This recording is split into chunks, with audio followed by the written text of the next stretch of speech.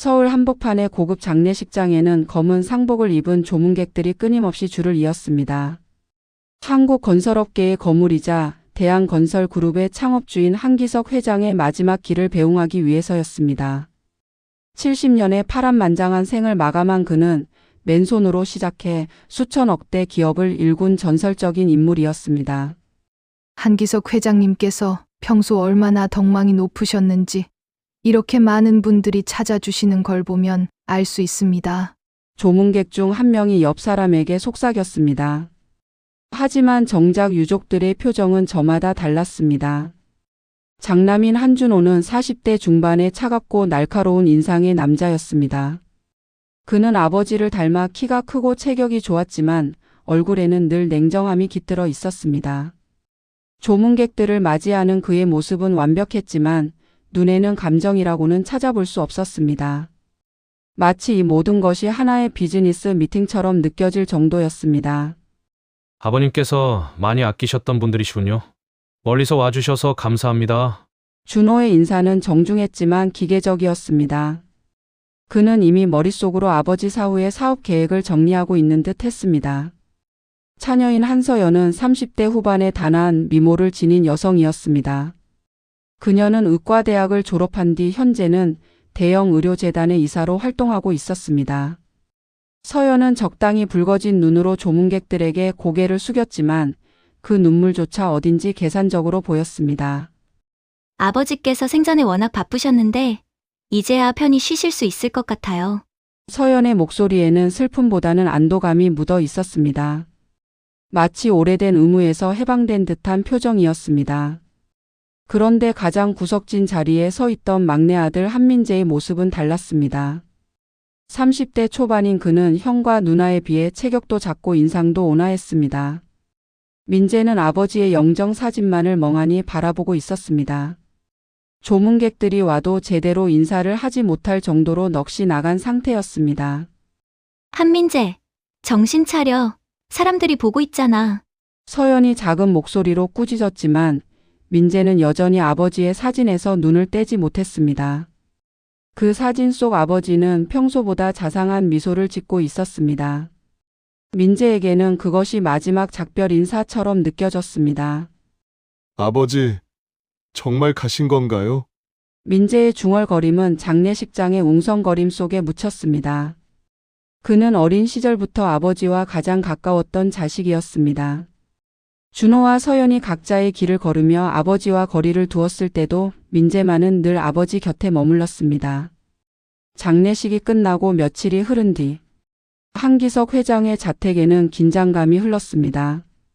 상속 관련 업무를 처리하기 위해 오랫동안 한 회장의 법률 고문을 맡아온 김 변호사가 찾아왔기 때문입니다. 거대한 거실에는 유족들과 주요 관계자들이 모였습니다. 어머니인 김정희 여사는 검은 한복을 입고 상석에 앉았습니다. 그녀는 60대 중반이지만 여전히 기품이 넘쳤고 오랜 세월 대기업 총수 부인으로 살아온 위엄이 느껴졌습니다. 자, 그럼 고인의 유언에 따라 유산 분배에 대해 말씀드리겠습니다. 김 변호사는 두꺼운 서류 뭉치를 펼치며 엄숙한 목소리로 말했습니다. 방 안의 모든 사람들이 숨을 죽이고 그의 입을 바라봤습니다. 먼저 장남 한준호 씨께는 서울 강남 테헤란로에 대한 빌딩과 그리고 대한건설 지분 40%를 상속하십니다. 준호의 얼굴에 만족스러운 미소가 스쳤습니다. 그가 예상했던 것과 비슷한 수준이었습니다. 차녀 한서연 씨께는 서초구 소재 메디컬 센터와 경희의료재단 전체 그리고 관련 의료시설들을 상속하십니다. 서연도 고개를 끄덕였습니다. 의료계에서의 그녀의 입지를 더욱 확고히 해줄 유산이었습니다. 그런데 막내인 민재의 차례가 되자 분위기가 묘하게 변했습니다. 막내 아들 한민재 씨께는 강원도 평창군 소재의 산림 부지 일체를 상속하십니다. 네? 민재는 자신의 귀를 의심했습니다. 형과 누나는 수백억 원 가치의 부동산과 사업체를 받았는데 자신에게는 강원도의 산림이라니요. 그게 전부인가요? 정희 여사가 대신 물었습니다. 김 변호사는 서류를 다시 한번 확인한 뒤 고개를 끄덕였습니다. 네, 다만 고인께서 이와 관련해 특별한 메시지를 남기셨습니다. 민재는 내가 가장 아끼는 아들이다. 그에게 주는 것은 단순해 보일 수 있지만 언젠가 그 진정한 가치를 알게 될 것이다. 라고 하셨습니다. 하지만 이 말은 오히려 다른 가족들의 비웃음을 샀습니다. 아버지가 민재를 그동안 어떻게 생각했는지 이제 분명해졌네. 준호가 냉소적으로 말했습니다. 평생 아무것도 제대로 하지 못한 데까지 뭐. 강원도 산속 땅이라니 그것도 사람도 살지 않는 곳 말이야. 서연도 거들었습니다. 우리는 수백억씩 받았는데 민재 네가 받은 건 기껏해야 몇 천만 원 정도 될까? 아버지 마음을 이제야 알겠다. 민재는 아무 말도 할 수 없었습니다. 가슴 깊은 곳에서 뜨거운 무언가가 치밀어 올랐지만 그것이 분노인지 슬픔인지 알 수 없었습니다. 그저 아버지에 대한 배신감과 가족들의 조롱이 그를 짓눌렀습니다. 민재야. 정희 여사가 안쓰러운 눈빛으로 아들을 바라봤지만 그녀 역시 할 말이 없었습니다. 민재는 자리에서 일어났습니다. 더 이상 이 자리에 있을 수 없었습니다. 저는 이만 가보겠습니다. 그의 목소리는 떨렸습니다. 민재는 고개를 숙인 채 거실을 나섰고 뒤에서는 형과 누나의 수근거리는 소리가 들려왔습니다. 결국 아버지도 민재의 무능함을 아셨던 거지. 이제 우리끼리 사업 정리하자. 민재는 더 이상 신경 쓸 필요 없어. 밖으로 나선 민재는 차가운 가을 바람을 맞으며 깊은 상처를 품고 집으로 돌아갔습니다. 그는 아직 모르고 있었습니다. 자신에게 주어진 것이 단순한 살림이 아니라 아버지가 평생 품고 살아온 가장 큰 비밀의 열쇠라는 사실을 말입니다. 상속 발표 이후 일주일이 지났지만 민재의 마음은 여전히 혼란스러웠습니다. 형과 누나가 받은 화려한 유산들과 달리 자신에게 돌아온 것은 강원도 평창의 외딴 산속 묘역뿐이었습니다. 가족들의 조롱 섞인 시선과 말들이 계속해서 그의 머릿속을 맴돌았습니다. 정말 아버지께서 나를 그렇게 생각하셨던 걸까? 민재는 원룸 아파트 창문 밖을 바라보며 중얼거렸습니다. 그는 대학 졸업 후 변변한 직장도 구하지 못한 채 아르바이트로만 연명하고 있었습니다. 형과 누나처럼 뚜렷한 재능이나 야망도 없었고 아버지 회사에서도 별다른 역할을 맡지 못했습니다. 하지만 아버지에 대한 그리움은 어쩔 수 없었습니다. 어린 시절 아버지와 함께 보낸 따뜻한 시간들이 자꾸만 떠올랐습니다. 다른 형제들이 공부나 사교 활동에 바쁠 때 민재만은 아버지의 서재에서 책을 읽으며 조용한 대화를 나누곤 했습니다. 그래, 한번 가봐야겠어. 아버지가 왜 그곳을 내게 주셨는지 직접 확인해 보자고. 민재는 마음을 단단히 먹고 강원도로 향하는 버스에 몸을 맡겼습니다. 서울을 벗어나 산골로 들어갈수록 풍경은 점점 더 황량해졌습니다. 가을이 깊어가는 계절이었지만 어딘지 쓸쓸하고 차가운 기운이 느껴졌습니다. 버스에서 내린 후 택시를 타고 한참을 더 올라가야 했습니다. 택시 기사마저 고개를 갸우뚱했습니다. 손님, 그쪽으로는 사람이 거의 안 가는데요. 무슨 일이 있으신가요? 가족 묘역이 있어서요. 아, 그렇군요. 그 근처는 워낙 외진 곳이라 돌아가실 차편이 없을 텐데. 민재는 걱정스러운 택시 기사에게 감사 인사를 하며 차에서 내렸습니다. 이제부터는 걸어가야 했습니다. 변호사가 준 약도를 따라 산길을 오르기 시작했습니다. 산속은 생각보다 더욱 깊고 적막했습니다. 오래된 소나무들이 하늘을 가려 낮임에도 어두침침했고 발걸음 소리만이 메아리처럼 울려 퍼졌습니다. 30분 정도 걸었을까? 드디어 민재는 목표 지점에 도착했습니다. 이게 정말? 민재의 눈앞에 펼쳐진 광경은 충격적이었습니다. 묘역이라고 하기엔 너무나 초라하고 방치된 상태였습니다. 잡초와 덤불이 무성하게 자라나 있었고 묘비들은 이끼가 끼어 글씨조차 잘 보이지 않았습니다. 곳곳에는 떨어진 낙엽들이 두툼하게 쌓여 있었습니다. 사람의 손길이 언제부터 닿지 않았던 걸까? 민재는 한숨을 쉬며 묘역 안으로 들어섰습니다. 전체적으로 10여 개의 묘비가 있었지만 모두 오래되고 낡아 있었습니다. 한기석이라는 이름이 새겨진 묘비는 보이지 않았습니다. 이곳은 아마도 한 가문의 선대 조상들이 잠들어 있는 곳인 듯 했습니다. 이게 다예요. 형이랑 누나는 수천억 자산을 받았는데 내게는 이런 버려진 묘역이라니. 비가 부슬부슬 내리기 시작했습니다. 차가운 빗방울이 민재의 얼굴을 적셨습니다. 그는 분노와 허무감이 섞인 복잡한 감정에 무릎을 꿇고 주저앉았습니다. 아버지, 정말 저를 이렇게 생각하셨던 건가요? 아무런 가치도 없는 사람이라고? 민재의 목소리가 떨렸습니다. 어린 시절부터 쌓아온 아버지에 대한 믿음과 사랑이 산산조각 나는 기분이었습니다. 빗속에서 그는 한동안 그 자리에 주저앉아 있었습니다. 그런데 비를 피하기 위해 가장 큰 묘비 뒤쪽으로 몸을 숨기던 중 우연히 민재의 손이 묘비 뒷면에 닿았습니다. 그 순간 뭔가 이상한 느낌이 들었습니다. 이게 뭐지? 묘비 뒷면에는 매끄러운 돌과는 다른 질감의 부분이 있었습니다. 민재는 휴대폰 손전등을 켜고 자세히 살펴봤습니다. 그러자 희미하지만 분명한 문양이 새겨져 있는 것을 발견했습니다. 문양은 복잡하고 정교했습니다. 마치 오래된 암호나 상징 같았습니다. 그리고 그 아래쪽에는 작은 글씨로 뭔가 새겨져 있었습니다. 동쪽 바위, 10걸음 아래? 민재는 글귀를 소리내어 읽어봤습니다. 이것이 무슨 의미인지는 알 수 없었지만 분명 일반적인 묘비 문구는 아니었습니다. 게다가 이 문양과 글귀는 다른 묘비들에는 없고 오직 이 묘비에만 있었습니다. 호기심이 일어난 민재는 주변을 둘러봤습니다. 동쪽에는 정말로 큰 바위 하나가 서 있었습니다. 그는 묘비에서 그 바위까지의 거리를 걸어서 재어봤습니다. 정확히 10걸음이었습니다. 설마 정말 뭔가 묻혀 있는 건 아니겠지? 민재는 반신반의하면서도 바위 아래 땅을 자세히 살펴봤습니다. 다른 곳과 달리 그 부분만 흙이 약간 꺼져 있고 풀도 다르게 자라 있었습니다. 한번 파보자. 민재는 근처에서 적당한 나뭇가지를 찾아 땅을 파기 시작했습니다.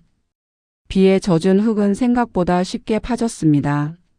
10분 정도 파자 딱 하는 소리와 함께 뭔가 단단한 것에 부딪혔습니다. 정말 뭔가 있어. 민재의 심장이 빠르게 뛰기 시작했습니다. 더욱 조심스럽게 흙을 걷어내자 낡은 금속 상자가 모습을 드러냈습니다. 상자는 녹슬어 있었지만 여전히 견고해 보였습니다. 크기는 대략 30cm 정도였습니다. 민재는 떨리는 손으로 상자를 들어 올렸습니다. 생각보다 무거웠습니다. 상자 윗면에는 간단한 자물쇠가 달려 있었지만 오랜 세월로 인해 쉽게 열릴 것 같았습니다. 진짜 아버지가 이걸 여기에 숨겨놓으신 건가요? 민재는 다시 묘비 뒷면의 문양을 살펴봤습니다. 이제 보니 그 문양이 상자 윗면의 문양과 비슷했습니다. 우연의 일치라기엔 너무나 일치하는 점들이 많았습니다. 비는 점점 더 세게 내렸지만 민재는 그곳을 떠날 수 없었습니다. 그는 큰 바위 아래에서 비를 피하며 상자를 품에 안고 있었습니다. 마음은 기대와 불안이 교차했습니다. 아버지께서 정말 저에게 뭔가를 남겨주신 걸까요? 아니면 이것도 또 다른 실망일까요? 하지만 이미 여기까지 온 이상 끝까지 확인해 보는 수밖에 없었습니다. 민재는 마음을 다잡고 상자의 자물쇠를 조심스럽게 만져봤습니다. 자물쇠가 쉽게 열렸습니다. 민재는 숨을 깊게 들이마시고 천천히 상자 뚜껑을 열었습니다. 이건 상자 안에는 봉인된 흰색 봉투 하나와 작은 열쇠 하나가 들어 있었습니다. 봉투는 두툼했고 겉면에는 민재에게 라고 아버지의 친필로 쓰여 있었습니다. 민재의 눈에 눈물이 고였습니다. 이것이 정말 아버지가 자신을 위해 준비해 놓은 것이라는 확신이 들었습니다. 그는 떨리는 손으로 봉투를 열었습니다. 안에는 아버지의 편지가 들어 있었습니다.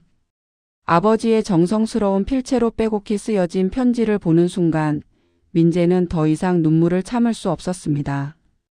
편지의 첫 문장을 읽는 순간 그는 자신이 얼마나 아버지를 오해했는지 깨달았습니다. 그리고 이 모든 것이 단순한 상속이 아니라 아버지가 자신에게 맡긴 특별한 사명이라는 것을 알게 되었습니다. 비가 오는 버려진 묘역에서 민재의 인생은 완전히 새로운 국면을 맞게 되었습니다. 빗속에서 발견한 낡은 금속 상자를 품에 안고 민재는 마음이 복잡했습니다. 상자는 세월의 흔적이 역력했지만 여전히 견고해 보였습니다. 표면에는 녹이 슬어 있었고 모서리 부분은 흙에 묻혀 있던 시간만큼 변색되어 있었습니다. 정말 아버지께서 이걸 여기에 숨겨두셨던 건가요? 민재는 상자를 자세히 살펴봤습니다. 윗면에는 묘비에서 본 것과 같은 정교한 문양이 새겨져 있었습니다. 복잡한 기하학적 패턴 속에 한자가 몇 개 섞여 있었는데 오래되어 정확히 읽기는 어려웠습니다. 큰 바위 그늘에서 비를 피하며 민재는 조심스럽게 상자를 열어봤습니다. 자물쇠는 이미 열려 있는 상태였지만 뚜껑은 쉽게 열리지 않았습니다. 오랜 시간 동안 닫혀 있었던 탓에 뚜껑과 몸체 사이에 흙과 녹이 끼어 있었습니다. 민재는 힘을 주어 뚜껑을 들어 올렸습니다. 끼익하는 소리와 함께 뚜껑이 열리자 상자 안에서 오래된 종이 냄새가 흘러나왔습니다. 습기에 젖지 않도록 비닐로 여러 겹 포장된 봉투가 보였습니다. 상자 안에는 두 가지가 들어 있었습니다. 하나는 두툼한 봉투였고 다른 하나는 작은 황동 열쇠였습니다. 열쇠는 일반적인 집 열쇠보다 조금 더 정교하고 무거워 보였습니다. 손잡이 부분에는 하나금융이라는 글자가 작게 새겨져 있었습니다. 은행 금고 열쇠인가? 민재는 열쇠를 손바닥 위에 올려놓고 찬찬히 살펴봤습니다. 그리고 봉투를 집어 들었습니다. 봉투 겉면에는 아버지의 친필로 민재에게 라고 쓰여 있었습니다. 그 글씨를 보는 순간 민재의 눈에서 눈물이 흘렀습니다. 분명히 아버지의 손글씨였습니다. 어린 시절 숙제를 봐주실 때, 생일 카드를 써주실 때 봤던 그 친숙한 글씨체였습니다. 민재는 떨리는 손으로 봉투를 열었습니다. 안에는 여러 장의 편지지에 빼곡히 쓰인 편지가 들어 있었습니다. 첫 장을 펼치자 아버지의 목소리가 들리는 듯 했습니다. 민재야, 이 편지를 읽고 있다면 너는 내가 남긴 단서들을 모두 찾았을 것이다. 먼저 말하고 싶은 것은 내가 널 다른 형제들보다 못하게 생각했던 것이 결코 아니란다. 준호는 냉정하고 계산적이며 서연이는 영리하지만 욕심이 많다. 하지만 너는 달랐다. 너는 누구보다도 순수하고 정직한 아이였다. 그래서 내가 가진 모든 비밀을 맡길 수 있는 사람은 너뿐이다. 이 열쇠는 하나금융 본점 VIP실의 427번 금고를 열 수 있는 열쇠다. 그곳에는 내가 평생에 걸쳐 모은 진짜 유산이 있다. 하지만 이것은 단순한 돈이 아니란다. 그것은 우리 집안이 지켜나가야 할 책임이기도 하단다. 민재야, 이 사실을 당분간 가족들에겐 알리지 말아라. 그들은 아직 이 비밀을 감당할 준비가 되어 있지 않다. 너가 먼저 그 의미를 완전히 이해한 후에 그들에게 진실을 드러낼 순간은 반드시 올 것이다. 내 막내 아들 민재야, 너를 믿는단다. 너만이 이 무거운 짐을 올바르게 감당할 수 있을 것이라 확신한다. 민재는 편지를 읽으면서 목이 메어 왔습니다. 아버지가 자신을 그렇게 깊이 신뢰하고 있었다는 사실이 믿기지 않았습니다. 그동안 자신을 무가치하게 여겼다고 생각했던 모든 오해가 한순간에 사라졌습니다. 아버지, 죄송합니다. 제가 아버지를 오해했어요. 민재는 편지를 가슴에 품고 흐느꼈습니다. 빗소리만이 그의 울음소리와 어우러져 산속에 메아리 쳤습니다. 편지를 다시 읽어보니 더욱 구체적인 내용들이 눈에 들어왔습니다. VIP실의 427번 금고 그리고 우리 집안이 지켜나가야 할 책임이라는 표현. 아버지가 남긴 것은 단순한 돈이 아니라 어떤 특별한 의미가 있는 것 같았습니다. 하나금융 본점 427번 금고. 민재는 열쇠를 다시 한번 자세히 살펴봤습니다. 작지만 정교하게 만들어진 열쇠였고 금고 번호까지 작게 새겨져 있는 것을 발견했습니다. 편지 마지막 장에는 추가적인 당부 말씀이 적혀 있었습니다. 민재야, 금고 안의 내용물을 확인한 후에는 반드시 또 다른 편지를 읽어보아라. 그 편지에는 이 모든 것의 진정한 의미가 담겨 있다. 그리고 기억해라. 너가 받은 것은 축복이지만 동시에 큰 책임이기도 하다는 것을. 민재는 편지를 다 읽고 나서 한동안 그 자리에 앉아 있었습니다. 마음속 깊이 뜨거운 감정이 치밀어 올랐습니다. 그동안 느꼈던 서운함과 배신감이 모두 사라지고 그 대신 아버지에 대한 그리움과 감사함이 가슴을 가득 채웠습니다. 아버지, 제가 꼭 아버지의 뜻을 이어받겠습니다. 비는 언제부터인가 그쳤고 구름 사이로 햇살이 조금씩 스며들기 시작했습니다. 민재는 편지와 열쇠를 조심스럽게 다시 봉투에 넣고 상자를 닫았습니다. 이제 그에게는 새로운 목표가 생겼습니다. 서울로 돌아가서 VIP 금고실을 찾아가는 것이었습니다. 아버지가 남긴 진짜 유산이 무엇인지, 그리고 자신에게 맡겨진 책임이 무엇인지 확인해야 했습니다. 민재는 상자를 품에 안고 산길을 내려가기 시작했습니다. 올라올 때와는 달리 그의 걸음에는 확신과 희망이 담겨 있었습니다. 이제 그는 더 이상 버림받은 막내 아들이 아니었습니다. 아버지가 가장 신뢰하는 아들로서 중요한 사명을 받은 사람이었습니다. 이제 시작이네요. 아버지. 민재는 마음속으로 다짐했습니다. 아버지의 뜻을 정확히 이해하고 그 책임을 올바르게 감당하겠다고 말입니다. 아버지의 금고를 발견한 지 한 달이 지났습니다. 민재는 겉으로는 여전히 평범한 일상을 유지하려 노력했지만 내면에서는 큰 변화가 일어나고 있었습니다. 아버지가 자신에게 맡긴 막대한 유산과 책임감 때문에 잠을 제대로 이루지 못하는 날이 많았습니다. 그러나 무엇보다 놀라운 것은 민재 자신의 변화였습니다. 예전에는 형과 누나 앞에서 움츠러들고 소극적이었던 그가 이제는 당당하고 자신감 있는 모습을 보이기 시작했습니다. 아버지의 진심을 알게 된 후 그의 내면에서 잠들어 있던 자존감이 깨어난 것이었습니다. 민재가 요즘 어딘가 달라 보이는 것 같은데? 가족 모임에서 서연이 날카로운 눈빛으로 민재를 바라봤습니다. 이날은 어머니 김정희 여사의 생신을 맞아 온 가족이 모인 자리였습니다. 고급 한정 식당의 룸에는 준호, 서연 부부와 그들의 자녀들까지 함께했습니다. 그런가? 별다른 변화는 없는 것 같은데? 민재는 차분하게 대답했습니다. 예전 같았으면 서연의 시선에 위축되었을 텐데 지금은 오히려 당당했습니다. 준호가 한 모금 술을 마시며 끼어들었습니다. 민재야, 솔직히 말해봐. 아버지께서 따로 뭔가 더 주신 거 아냐? 요즘 네 모습이 예전과 너무 달라. 형, 무슨 말이야? 아버지께서 남겨주신 강원도 땅이 전부인 거 알잖아. 민재의 대답은 진실이었습니다. 그가 받은 것은 정말로 강원도의 땅이었으니까요. 다만 그 땅의 진짜 가치와 의미를 모를 뿐이었습니다. 서연이 의심스러운 표정을 지으며 계속 추궁했습니다. 한민재, 정말 이상해. 돈도 없는데 어떻게 이렇게 여유로워진 거야? 혹시 그 황무지 같은 땅을 팔았어? 아니, 팔지 않았어. 아버지께서 남겨주신 소중한 유산인데 어떻게 함부로 처분하겠어. 민재의 답변에 준호와 서연은 서로 눈빛을 주고받았습니다. 분명히 뭔가 수상한 구석이 있다고 생각했습니다. 정희 여사는 세 자녀의 미묘한 신경전을 지켜보며 마음이 무거웠습니다. 남편이 세상을 떠난 후 아이들 사이의 분위기가 예전 같지 않았습니다. 얘들아, 오늘은 내 생일인데 이런 얘기는 그만하자. 하지만 준호와 서연의 의심은 쉽게 가라앉지 않았습니다. 식사가 끝난 후 준호와 서연은 따로 만나 대화를 나눴습니다. 오빠, 민재가 분명히 뭔가 숨기고 있어. 서연이 커피를 홀짝이며 말했습니다. 나도 그렇게 생각해.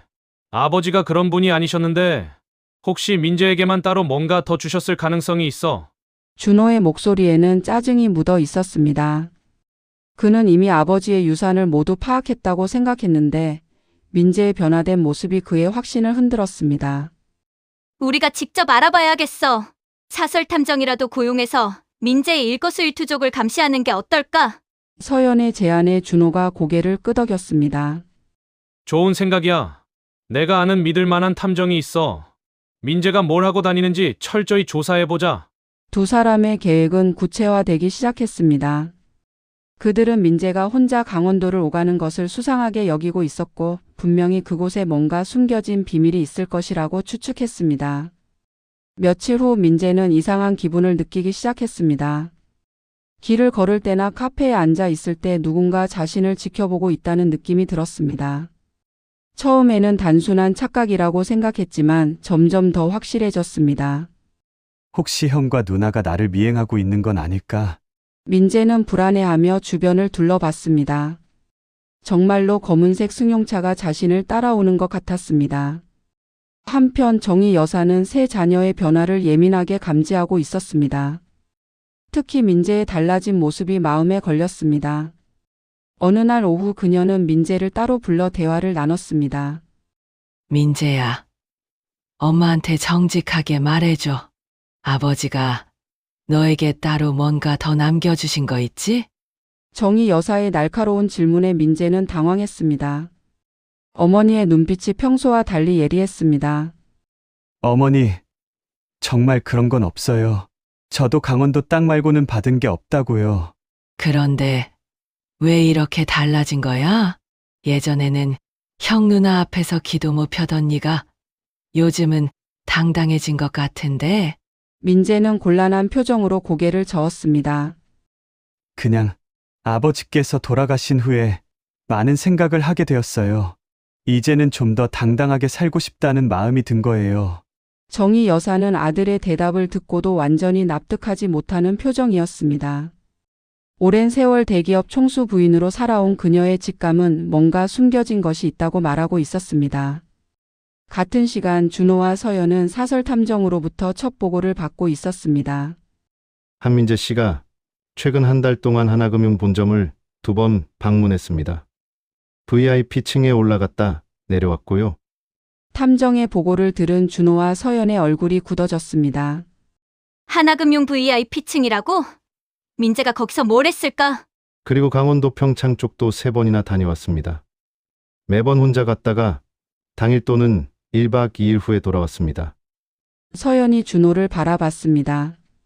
오빠, 이거 확실히 뭔가 있는 거 맞아. 민재가 우리 몰래 뭔가 큰 걸 숨기고 있어. 준호의 얼굴에 분노가 스쳤습니다. 그 녀석이 감히 우리를 속였다는 말이야? 아버지께서 정말로 민재에게만 뭔가 특별한 걸 더 주셨을 가능성이 높아. 두 사람은 이제 확신을 가지고 민재를 압박하기로 결심했습니다. 그들에게는 민재가 숨기고 있는 비밀을 밝혀내는 것이 당장의 최우선 과제가 되었습니다. 이제 더 이상 가만히 있을 수 없어. 민재를 직접 다그쳐서라도 진실을 알아내야겠어. 준호의 말에 서연이 동의했습니다. 재산분할 소송도 각오하고 있어야겠어. 만약 아버지께서 정말로 민재에게만 특별한 유산을 더 주셨다면 우리도 정당한 몫을 요구할 권리가 있어. 한편 민재는 형과 누나의 감시와 의심 속에서 점점 더 큰 부담을 느끼고 있었습니다. 아버지의 당부대로 비밀을 지키고 있었지만 이 상황이 언제까지 계속될지 알 수 없었습니다. 아버지, 언제까지 이 비밀을 숨겨야 하는 건가요? 민재는 마음속으로 아버지에게 물었습니다. 가족들 사이의 긴장이 점점 더 고조되고 있었고 곧 폭발할 것 같은 분위기였습니다. 사설 탐정의 보고를 받은 지 일주일이 지났지만 준호와 서연의 의심은 더욱 커져만 갔습니다. 그들은 매일 밤 전화로 민재에 대한 추측을 나누며 계획을 세웠습니다. 오빠, 이제 더 이상 기다릴 수 없어. 직접 민재를 몰아세워야 할 때가 온 것 같아. 서연의 목소리에는 참을성을 잃은 분노가 묻어 있었습니다. 한편 어머니 김정희 여사는 세 자녀의 변화된 분위기를 지켜보며 깊은 고민에 빠져 있었습니다. 남편이 살아있을 때도 아이들 사이에는 미묘한 경쟁 의식이 있었지만 이제는 그것이 노골적인 적대감으로 변하고 있었습니다. 이럴 때일수록 내가 중심을 잡아야 해. 정희 여사는 마음을 단단히 먹고 민재를 다시 한번 불러들였습니다. 이번에는 더욱 직접적으로 진실을 알아내려고 했습니다. 민재야, 엄마가 마지막으로 한 번 더 물어볼게. 아버지가 너에게 따로 남겨주신 게 정말 없니? 정희 여사의 눈빛은 날카로웠습니다. 오랜 세월 대기업 총수 부인으로 살아온 그녀는 사람을 꿰뚫어 보는 능력이 뛰어났습니다. 어머니, 정말로 그런 건 없어요. 제가 거짓말할 이유가 뭐가 있겠어요?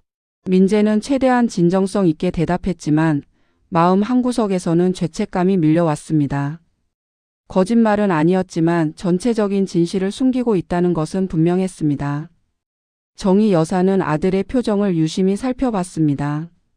뭔가 숨기고 있다는 확신이 들었지만 강요로 진실을 끌어내기에는 한계가 있었습니다. 그럼 너가 요즘 하나금융에 자주 가는 이유는 뭐니?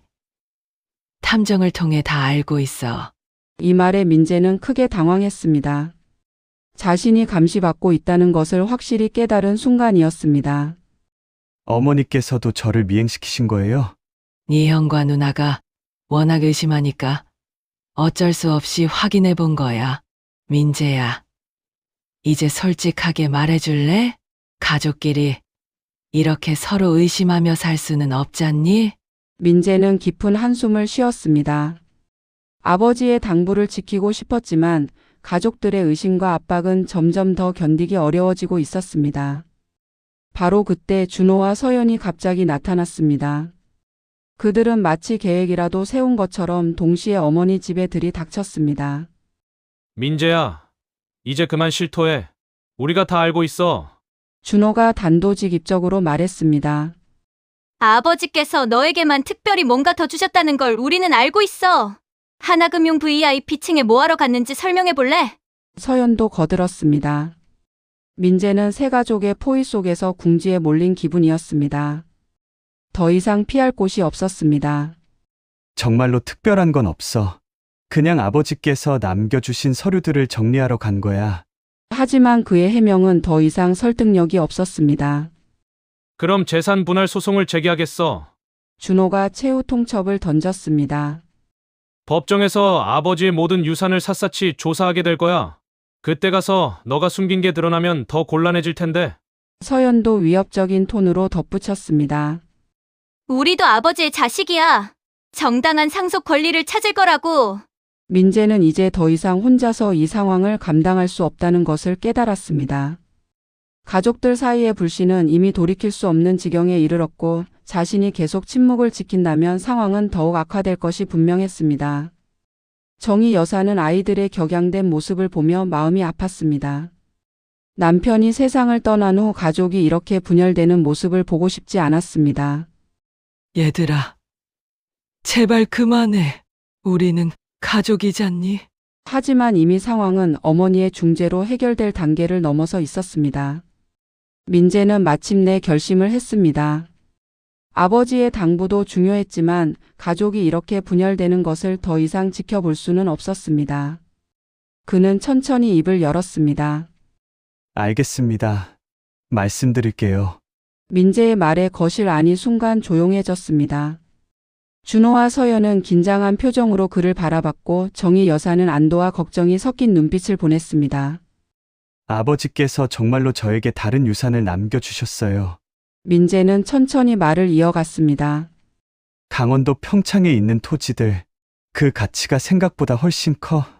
준호가 앞으로 몸을 기울였습니다. 얼마나 큰데? 최소 500억 원 이상으로 추정돼.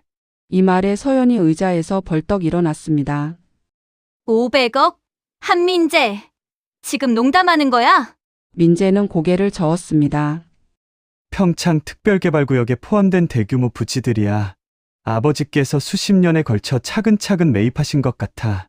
정희 여사가 놀란 목소리로 물었습니다. 그럼 아버지가 이미 그 계획을 알고 계셨다는 뜻이니? 그런 것 같아요. 하나금융 VIP 금고에 모든 서류가 보관되어 있었어요. 준호의 얼굴이 붉어졌습니다. 그럼 너가 받은 게 실제로는 우리가 받은 것보다 훨씬 많다는 얘기잖아? 하지만 민재는 여기서 멈췄습니다. 아버지가 남긴 두 번째 편지와 한옥에 대한 이야기는 아직 할 수 없었습니다. 그것은 단순한 재산 문제가 아니라 더 깊은 의미가 있다는 아버지의 당부 때문이었습니다. 며칠 후 민재는 홀로 다시 강원도로 향했습니다. 이번에는 아버지가 말한 한옥을 찾기 위해서였습니다. 묘역에서 북쪽으로 1km 지점이라는 지시를 따라 산길을 걸었습니다. 한참을 헤맨 끝에 울창한 숲 사이로 기와 지붕이 보였습니다. 오래된 한옥이 자리하고 있었는데 겉보기에는 버려진 것 같았지만 의외로 잘 관리되어 있었습니다. 여기가 바로 그곳이군. 한옥의 대문은 잠겨 있지 않았습니다. 민재가 조심스럽게 문을 밀고 들어서자 넓은 마당과 정갈한 건물들이 눈에 들어왔습니다. 사랑채 안으로 들어가니 더욱 놀라운 광경이 기다리고 있었습니다. 벽면을 따라 진열장이 설치되어 있었고 그 안에는 각종 유물들과 고서들이 가득했습니다. 이게 다 뭐지? 민재는 하나씩 살펴보기 시작했습니다. 조선시대의 도자기, 고려청자, 그리고 수많은 고문서들이 정성스럽게 보관되어 있었습니다. 모든 것이 온도와 습도가 철저히 관리된 상태였습니다. 책상 위에는 또 다른 편지가 놓여 있었습니다. 민재는 떨리는 손으로 편지를 열었습니다. 민재야, 이곳에 도착했다면 너는 이제 우리 가문의 진짜 비밀을 마주하게 된 것이다. 여기 있는 모든 유물과 기록들은 우리 한씨 가문이 500년에 걸쳐 수집하고 보존해온 문화유산들이다. 이것들은 단순한 골동품이 아니라 우리나라 역사의 소중한 증거들이란다. 너의 조상들은 대대로 이 유산들을 지켜왔다. 일제강점기에는 일본군의 수탈로부터 보호했고 전쟁 중에는 화재와 폭격으로부터 지켜냈다. 이제 이 책임이 너에게 넘어온 것이다. 이것들을 단순히 돈으로 바꾸어서는 안 된다. 이것들은 후손들에게 물려주어야 할 우리 민족의 자산이다. 준호와 서연이는 이것들의 진정한 가치를 이해하지 못할 거야. 그들에게는 단순히 높은 가격에 팔 수 있는 것으로만 보일 거다. 민재야, 하지만 너는 다르다. 너만이 이 유산의 진정한 의미를 이해하고 올바르게 지켜나갈 수 있을 것이라 믿는다. 이것이 내가 너에게만 이 비밀을 맡기는 이유란다. 편지를 읽고 나서 민재는 한동안 말없이 서 있었습니다. 아버지가 자신에게 맡긴 것이 단순한 부동산이 아니라 가문의 명예와 민족의 역사를 지키는 사명이라는 것을 깨달았습니다. 그는 유물들을 하나씩 더 자세히 살펴봤습니다. 그 하나하나가 모두 역사적 가치가 있는 귀중한 것들이었습니다. 이것들을 돈으로 환산한다면 토지 가치를 훨씬 뛰어넘을 것이었습니다. 아버지, 이제 이해했습니다. 민재는 조용히 중얼거렸습니다.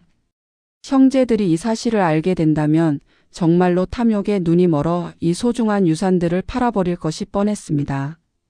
이제 그에게는 더 무거운 책임이 주어졌습니다.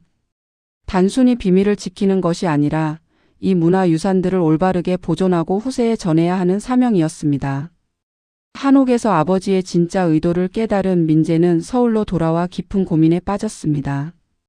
이제 그는 단순히 비밀을 지키는 것이 아니라 어떻게 이 문화유산을 올바르게 보존할 것인가를 결정해야 했습니다. 며칠 후 불가피하게 준호와 서영과의 대화 자리가 마련되었습니다. 그들은 민재가 공개한 500억 규모의 토지에 대해 끊임없이 추궁하고 있었습니다. 민재야, 우리는 형제잖아. 아버지의 유산을 혼자만 독차지할 생각이야? 준호가 다그쳤습니다. 그 땅들을 개발해서 수익을 나누는 게 맞지 않겠어? 서연도 거들었습니다. 우리도 아버지의 자식이야. 당연히 몫을 요구할 권리가 있다고. 민재는 차분하게 대답했습니다. 나도 이 문제에 대해 많은 생각을 해봤어. 하지만 아버지께서 이렇게 따로 나에게 맡기신 데는 분명한 이유가 있을 거야. 무슨 이유? 너가 우리보다 특별해서? 준호의 목소리에 짜증이 묻어났습니다. 민재는 잠시 망설이다가 입을 열었습니다. 아버지께서 원하신 건 단순한 돈이 아니었어. 그 땅들은 우리 가문이 지켜야 할 소중한 의미가 담긴 곳이야. 또 무슨 말도 안 되는 소리야? 땅은 땅이지. 무슨 특별한 의미가 있다는 거야? 서연이 비웃었습니다. 민재는 깊이 숨을 들이마셨습니다. 형제들에게 문화유산에 대한 이야기를 할 수는 없었지만 적어도 개발을 막을 수 있는 방법을 찾아야 했습니다. 나는 그 땅을 개발할 생각이 없어. 아버지의 뜻대로 보존할 거야. 뭐? 500억짜리 땅을 그냥 놔둔다고? 준호가 믿을 수 없다는 표정을 지었습니다. 한민재, 정신 차려. 그 돈이면 우리 가족 모두가 평생 걱정 없이 살 수 있다고. 하지만 민재의 의지는 확고했습니다. 미안하지만 내 결정은 바뀌지 않을 거야.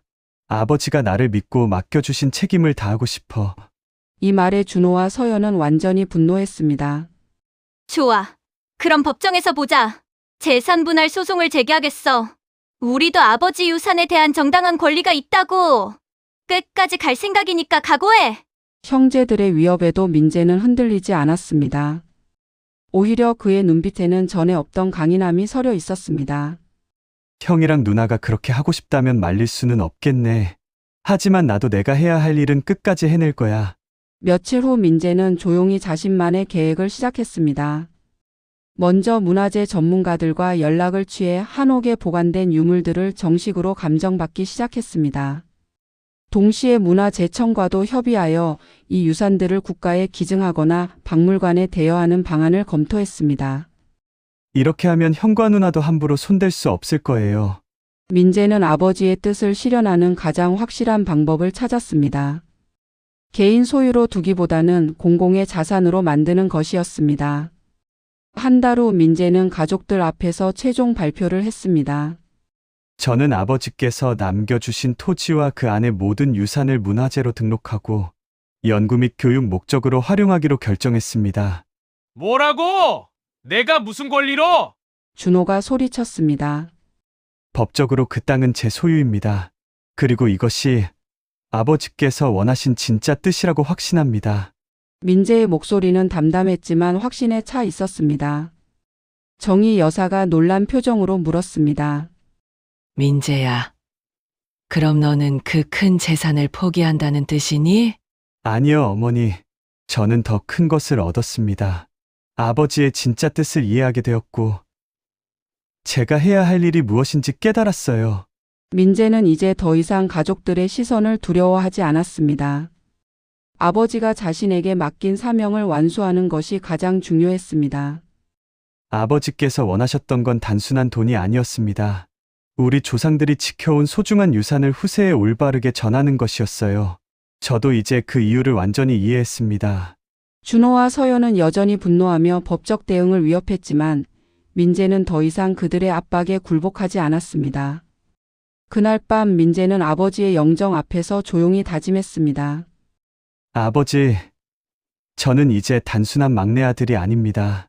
아버지께서 믿고 맡겨주신 가문의 진정한 후계자로 새로운 길을 걸어가겠습니다.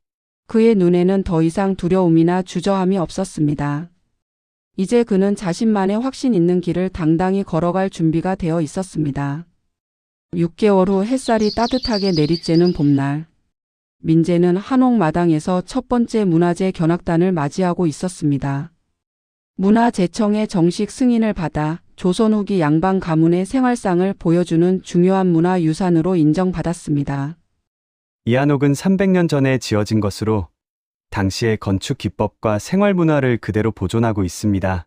민재는 방문객들에게 차분하게 설명했습니다. 그의 얼굴에는 전에 없던 자신감과 평온함이 어려 있었습니다. 견학단이 돌아간 후 민재는 한옥 깊숙한 곳에 새로 마련한 작은 사무실에서 하루를 정리했습니다. 벽면에는 아버지의 사진과 함께 문화재 관리소라는 현판이 걸려 있었습니다. 민재 씨, 오늘도 수고하셨어요.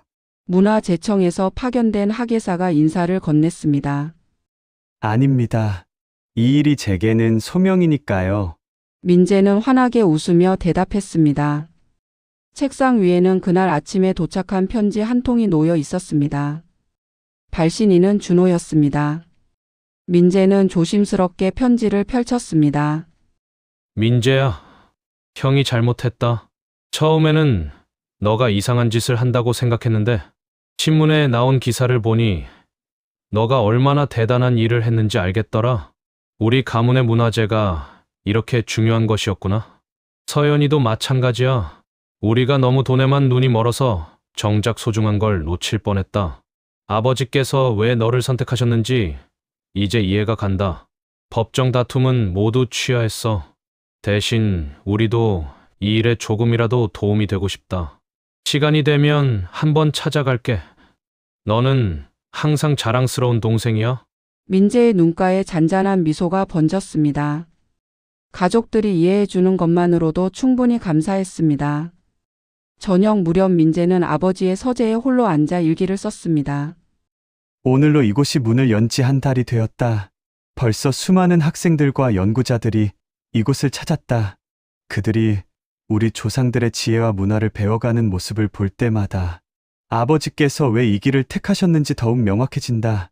돈으로 환산할 수 없는 가치가 바로 이런 것이구나. 500억이라는 숫자보다 훨씬 소중한 것들이 여기에 있다. 앞으로도 이 길은 쉽지 않을 것이다. 하지만 나는 더 이상 두렵지 않다. 아버지께서 심어주신 씨앗이 이제 싹을 틔웠고 언젠가는 큰 나무가 되어 많은 사람들에게 그늘을 줄 것이다. 일기를 덮고 창밖을 바라보니 달빛이 한옥의 처마선을 따라 은은하게 흐르고 있었습니다. 민재는 깊이 숨을 들이마셨습니다. 공기 속에서 수백 년 된 한옥의 고즈넉한 향기가 느껴졌습니다. 이제 그는 과거와 미래를 잇는 다리 역할을 하는 사람이 되었습니다. 조상들이 물려준 소중한 유산을 지키면서 동시에 그것을 현대의 사람들과 나누는 일. 바로 그것이 아버지가 자신에게 맡긴 진정한 사명이었습니다. 마당에서 들려오는 바람 소리가 마치 아버지의 만족스러운 미소처럼 느껴졌습니다. 민재는 고개를 끄덕이며 자리에서 일어났습니다. 내일 또 새로운 방문객들이 찾아올 것이고 그들에게 들려줄 이야기들이 기다리고 있었습니다. 아버지의 숨겨진 유산은 더 이상 비밀이 아니었습니다. 이제 그것은 모든 사람들과 함께 나누는 소중한 문화적 자산이 되었고 민재는 그 중심에서 자신의 새로운 인생을 시작했습니다. 다음 날 민재는 한복을 입고 직접 전통차를 우리며 방문객들을 맞이했습니다. 그때 정희 여사와 준호, 서연이 함께 찾아왔습니다. 이제 그들의 얼굴에는 예전의 탐욕스러운 표정 대신 자랑스러움이 가득했습니다. 민재야, 오늘 신문에 또 나왔더구나. 전통문화 보존의 새로운 모델이라고. 정희 여사가 뿌듯해하며 말했습니다. 네. 앞으로 더 많은 분들이 우리 문화의 소중함을 느끼게 될 거예요.